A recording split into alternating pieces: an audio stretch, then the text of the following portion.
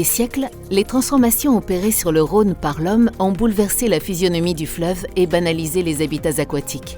Les marges alluviales et les launes, bras du fleuve en retrait du lit principal, représentent un fort potentiel pour le fleuve. C'est pourquoi il est important de les reconquérir. Les travaux sur le Vieux-Rhône et les launes de Donzère à Mondragon constituent l'un des 8 secteurs prioritaires du programme de restauration hydraulique et écologique prévu par le plan Rhône-Saône afin d'augmenter la biodiversité et rétablir des connexions entre le fleuve et ses berges. Tous les partenaires institutionnels et notamment du plan Rhône, soit l'agence de l'eau, les territoires, les régions, d'un commun accord, a été, on va dire, décidé d'entreprendre des travaux de restauration donc écologique du Rhône, de retrouver un Rhône vif et courant et de retrouver de l'eau dans les launes. Dans les années 2002-2003, où il y a eu la nécessité de faire converger à la fois la restauration écologique des milieux naturels et la gestion notamment des inondations.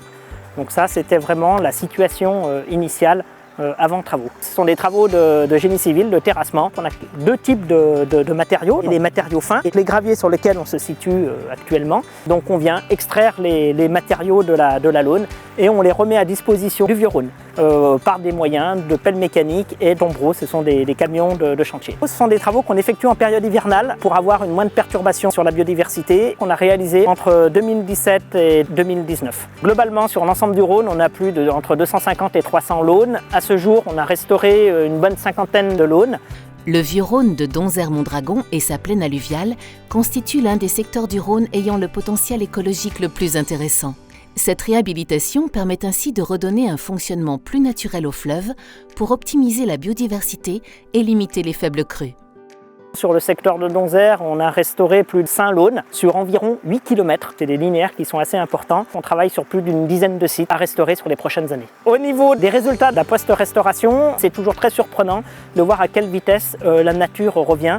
On a ce qu'on appelle cette résilience où on a une colonisation spontanée déjà de la végétation, à la fois sur les plantes aquatiques, sur les plantes de bordure, et après pour on va dire la faune piscicole, pour les mammifères. Après on a par exemple au niveau des oiseaux, ce qu'il faut comprendre c'est que là on restaure l'habitat, que les espèces animales et les espèces végétales se réinstallent sur les habitats.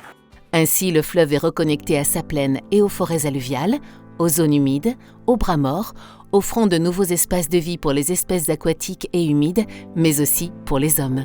Les partenaires du plan Rhône et le territoire travaillent depuis 2012 ensemble pour évaluer la pertinence des travaux et leur présentation, leur validation par le territoire et éventuellement pouvoir intégrer des demandes de modification du projet. Donc c'est des allers-retours vraiment perpétuels, c'est très dynamique. On a une feuille de route qui est vraiment la restauration du site hydraulique et écologique, mais après on est preneur de toutes les bonnes idées du territoire. Ce linéaire de 30 km traverse 3 régions, 4 départements, 4 communautés de communes, un secteur urbanisé, industrialisé. En termes de bénéfices, il y a ceux qu'on peut nous noter en tant que techniciens, animateurs, en termes de gains sur la biodiversité, sur les écoulements. Les gains en termes de bien-être, on est en train d'observer avec la reconquête de ces milieux, de plus en plus de promeneurs, de pêcheurs, le club de canoë-kayak de Bourg-Saint-Andéol qui est de plus en plus présent sur les 2 launes. Et en plus, si la population s'y retrouve en termes de services et de bien-être, c'est que du bonheur.